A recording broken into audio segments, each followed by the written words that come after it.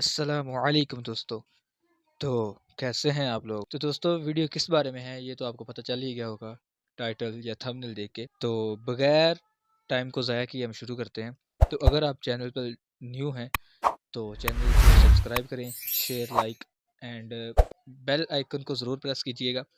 تاکہ ہر آنے والی پہلی ویڈیو سب سے پہلے آپ کو پتہ چل سکے۔ تو چلو شروع کرتے ہیں۔ یہ ویڈیو ہے کہ موضوع پر مسح کرنے کے بارے میں، کہ کیا ہم ہر طرح کے موضوع پر مسح کر سکتے ہیں یا پھر وہ کوئی خاص ہیں، یا کس حالت میں ہم مسح کر سکتے ہیں اور کس حالت میں مسح نہیں کر سکتے، مسح کب تک رہتا ہے اور کب وہ ٹوٹ جاتا ہے۔ اس میں سب سے پہلے تو یہ ہے کہ جو شخص موزہ پہنے ہوئے ہے، اگر وہ مطلب وضو کر رہا ہے تو اس نے پاؤں نہیں دھوئے، مسح کر لے، یہ جائز ہے موضوع کے اوپر۔ لیکن اس کے اندر شرط یہ ہے کہ وہ جو مسح ہے اس کو جائز سمجھتا ہو، جو کہ عموماً ایسا ہی ہوتا ہے کہ مطلب جو مسح کر رہا ہے اس کو پتہ ہے کہ یہ جائز ہے تو ہی میں کر رہا ہوں۔ تو ورنہ کیونکہ جو اس کے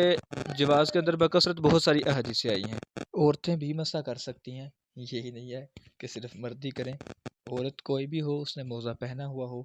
تو وہ مسح کر سکتے ہیں۔ اب ہم جانتے ہیں کہ کون سی شرطیں ہیں جن کے بغیر جو ہے وہ مسح نہیں ہو سکتا یا جن کے ساتھ مسح ہو سکتا ہے۔ پہلا تو یہ ہے کہ جس پر غسل فرض ہو وہ موضوع پر مسح ہرگز نہیں کر سکتا، اس کو اجازت نہیں دیتی شرع۔ اور ایک یہ کہ موزے اس طرح کے ہونے چاہیے کہ اس کے ساتھ جو ٹخنے ہیں آپ کے وہ چھپے ہوئے ہوں۔ ٹخنوں سے زیادہ اگر ہو جائیں تو مطلب کوئی مسئلہ نہیں، لیکن اس سے کم جو ہیں وہ صرف ایک انگلی ہوں۔ اگر آپ کے پاس ٹخنوں کے اوپر والے نہیں ہیں، بڑے نہیں ہیں، چھوٹے ہیں، تو چھوٹو کے اندر جو حد ہے وہ یہ ہے کہ صرف ایک انگلی کم، زیادہ نہیں۔ یہ درست نہیں ہے۔ جو آپ کی ایڑی ہے وہ کھلی نہیں رہنی چاہیے، وہ نظر نہیں آنی چاہیے۔ اگر اس طرح کے ہیں فینسی جو کہ تقریباً آج کل چلے ہوئے ہیں تو ان کے اوپر مسح کرنا جائز نہیں ہے۔ اور نمبر 3 پر یہ ہے کہ پاؤں کے ساتھ وہ چپٹا ہوا نہ ہو، پاؤں کے ساتھ اس قدر وہ ملا ہوا نہ ہو کہ جو چل ہی نہ جائے، اس طرح کھلا نہ ہو، وہ پاؤں کے ساتھ چپٹا ہونا چاہیے، بندہ آسانی کے ساتھ چل سکے، پھر سکے اس کے ساتھ اچھی طرح۔ اور چمڑے کا ہی ہونا چاہیے صرف، اور چاہے مطلب یا تو پھر وہ سارا چمڑے کا ہو یا پھر اس کا جو تلا ہے، تلا نیچے والا جو حصہ ہوتا ہے اس کا، وہ صرف چمڑا کا ہو۔ اگر تو وہ سارا چمڑے کا ہے تو پھر تو مطلب صحیح ہے نا، پھر زیادہ بہتر ہے۔ اور اگر وہ سارا چمڑے کا نہیں ہے تو پھر جو تلا ہے وہ چمڑے کا ہونا چاہیے۔ اور تقریباً آج کل جو ہے نا، جنہیں ہم جرابے بھی کہتے ہیں، جو سوتی ہوتے ہیں موزے، ان کے اوپر ہم مسح نہیں کر سکتے، یہ جائز نہیں ہے۔ اکثر لوگوں کو دیکھا ہے کئی بار جمعے کے دوران یا مسجد میں ویسے نماز پڑھنے آئے تو جو سوتی موزے ہوتے ہیں، جرابیں جنہیں بولتے ہیں، ان کے اوپر بھی مسح کر لیتے ہیں، تو ان کے اوپر مسح نہیں ہوتا۔ اگر وہ کر کے پڑھیں گے تو نماز نہیں ہوگی، بجائے ثواب کے گناہ ہی ملے گا۔ اب جو ہے یہ بہت اہم مسئلہ ہے، تھوڑا غور سے سنیے گا کہ وضو جو ہے نا کر کے پہنا ہوا ہو، پہلے موزہ پہنتے وقت وضو کر کے پھر پہنا ہوا ہو تو وضو اس کے اوپر جو ہے نا یہ مسح کر سکتے ہیں، ورنہ نہیں۔ یا تو پھر مطلب اچھی طرح سمجھاتا ہوں کہ اگر کوئی بندہ ہے اس نے موزہ پہنا تو موزہ پہننے سے پہلے یا تو پھر وہ سارا مکمل وضو کرے پھر موزہ پہنے، تو جب وہ دوبارہ جو ہے نا وہ نماز وغیرہ پڑھے گا تو اس کے اوپر مسح کر لے۔ اگر اس طرح نہیں ہے، اس نے وضو نہیں کیا سارا یا صرف پاؤں دھوئے، پاؤں دھو کر بھی اس نے موزہ پہنا ہے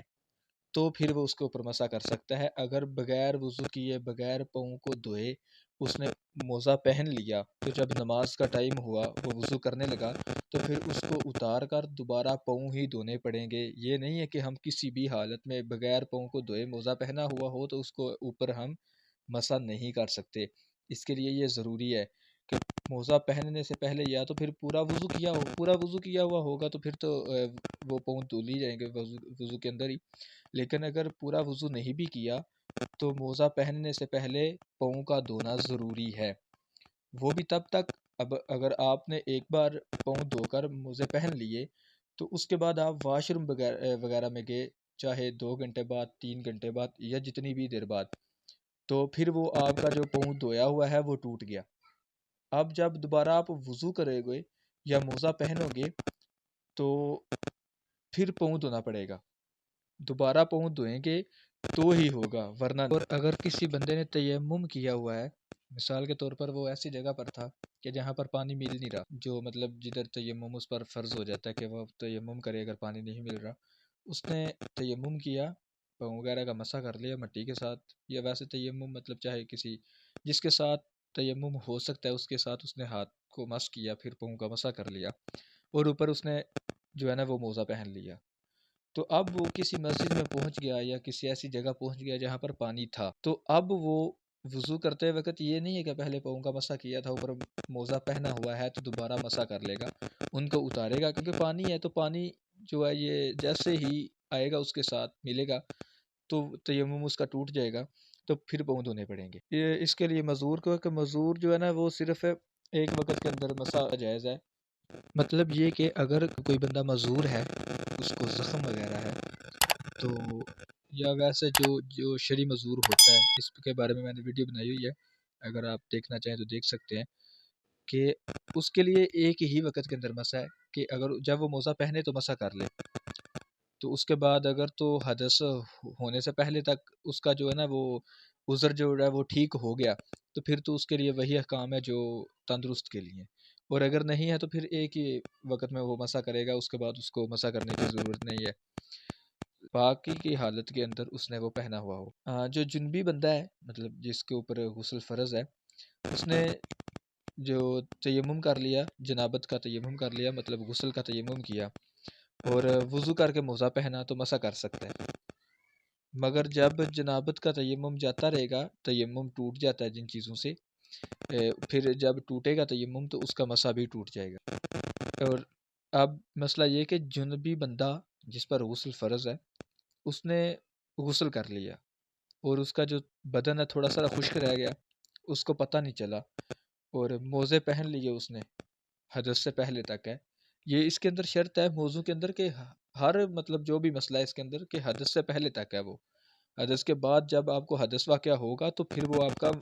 مسح جو ہے یا پاؤں دھوئے ہوئے ہیں وہ آپ کے ٹوٹ جائیں گے، دوبارہ دھونا پڑے گا، پاؤں نہیں ٹوٹیں گے، مطلب وہ آپ کا جو دھویا ہوا ہے وہ ٹوٹے گا، جیسے وضو وغیرہ ٹوٹتا ہے اسی طرح۔ اور مطلب کوئی بندے نے غسل کر لیا تو اب اس نے کوئی جگہ بے احتیاطی کی وجہ سے رہ گئی ہیں، اسے پتہ نہیں چلا، اس نے موزہ پہنا حدث سے پہلے، تو پھر اس نے اس جگہ کو دھو لیا حدث واقع ہونے سے پہلے مطلب اس کا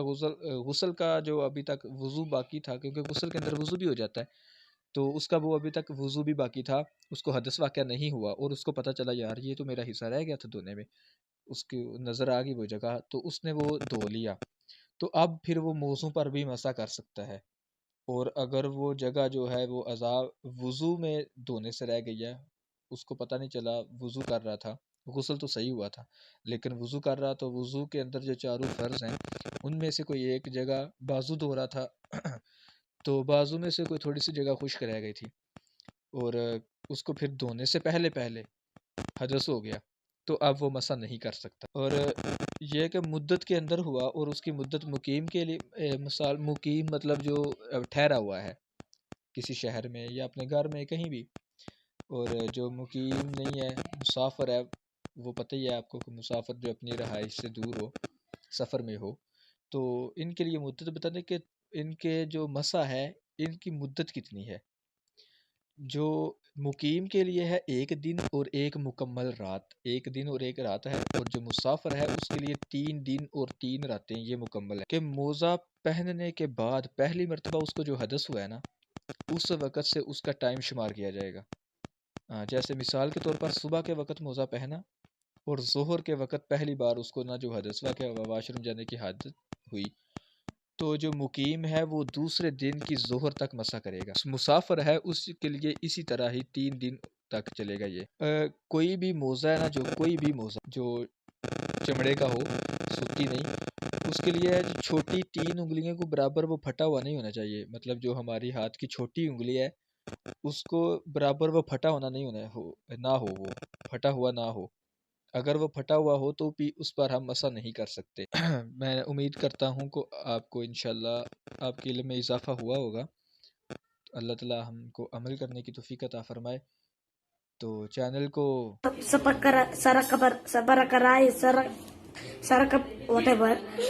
پلیز سبسکرائب کر دو یار، کر دو، چلو اس سے نہیں بولا جا رہا تو آپ ہی کر دو. میں آپ کے لیے اتنی محنت میں، میری طبیعت ٹھیک نہیں ہے تو شاید آپ کو آواز سے پتہ چل ہی رہا ہوگا، لیکن پھر بھی ویڈیو بنائی. مطلب آپ کا فائدہ تو ہے، میرا بھی فائدہ ہے، ظاہری سی بات ہے. میں یہ نہیں کہتا کہ صرف آپ ہی کا فائدہ ہے اس کے اندر، ہاں میرا بھی فائدہ ہے. تو مجھے بھی ثواب ملے گا اگر آپ اس مطلب چینل کو سبسکرائب کریں گے. چلو میں موٹیویٹ ہو جاؤں گا کہ یار چلو ویڈیو بنانی چاہیے. تو آپ کے علم میں بھی کچھ نہ کچھ اضافہ ہوتا رہے گا، آپ کو دین سیکھنے کا ثواب ملتا رہے گا اور مجھے سکھانے کا. تو چلیں، اللہ حافظ، انشاءاللہ ملتے ہیں ایک نیکسٹ ویڈیو میں.